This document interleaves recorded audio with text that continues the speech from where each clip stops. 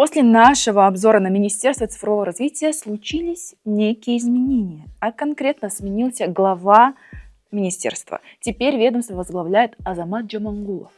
И что хочу сказать, судя опять же по его социальным сетям, 7 публикаций, но зато каких, тут есть даже селфи. И я считаю, что теперь министр более цифрованным выглядит. Но работы много, поэтому пожелаем ему сил, удачи и терпения. А сегодня у нас на обзоре Министерство финансов. Деньги любят тишину, но не полное молчание. Что мы знаем о Министерстве финансов? Ну, я что-то не интересуюсь. Правильно, лучше сидеть, вот солнышко светит, хороший день, прекрасно наслаждаться. Да все просто. Деньги – это его суперсила. Они не просто связаны с финансами, они управляют всеми деньгами государства. Бюджет на следующий год, распределение средств по министерствам, выплата госдолга – всем этим занимается Минфин. Конечно же, оно не делает это в одиночку. Чтобы спрогнозировать бюджет, министерство собирает данные со всех служб и ведомств по доходам и расходам. Но анализирует и готовит итоговый документ именно Минфин. Затем этот документ утверждают депутаты, подписывает президент. И вот бюджет готов к исполнению. Формирование бюджета. Это довольно сложный процесс, и не всегда он проходит гладко.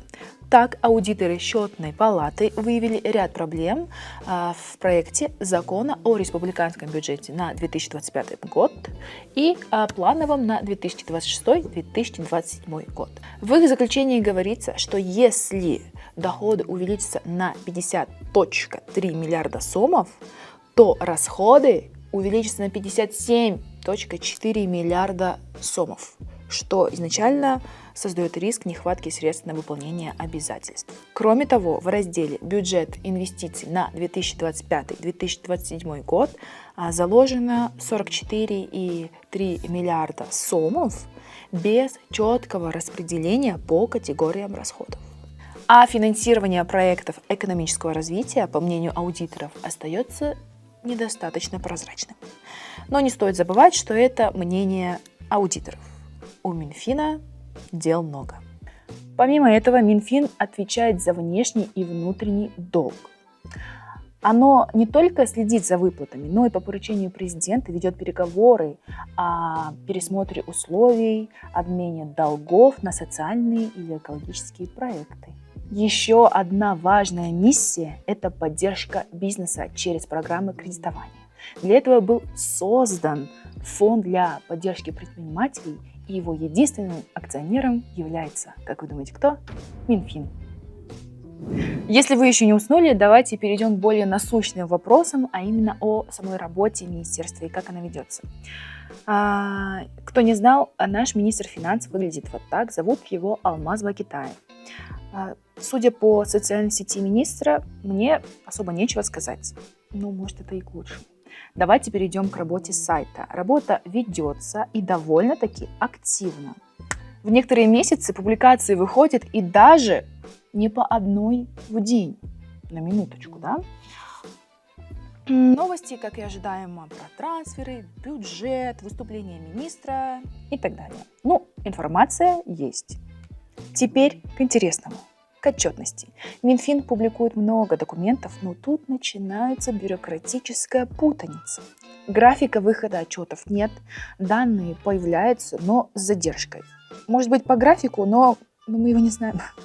Например, отчет о госдолге за июль 2024 года вышел только в сентябре, а за август информации вообще нет, либо она просто затерялась. Может быть, поскольку информация выходит в одном лишь разделе «Документы». Если заглянуть в специальный раздел внешнего долга, то там информация аж за май 2023 года. А я напоминаю, что сейчас на дворе и январь 2025.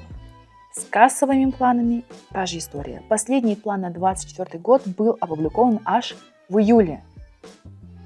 А потом наступила тишина. Мы ж было подумали, что перестали планировать. Или, может быть, просто забыли выложить. Но стоит отметить, что в январе этого года Минфин выложил скопом все документы. А как же отчет о фактических кассовых расходах министерств? Его нет с 2023 года, с марта 2023 года. Возможно, он теперь есть, но в каких-то других документах, о которых нам не сообщили. Пресс-служба министерства также заслуживает внимания. Здесь позитивные новости. Недавно появился новый пресс-секретарь, который, возможно, наладит коммуникацию со СМИ.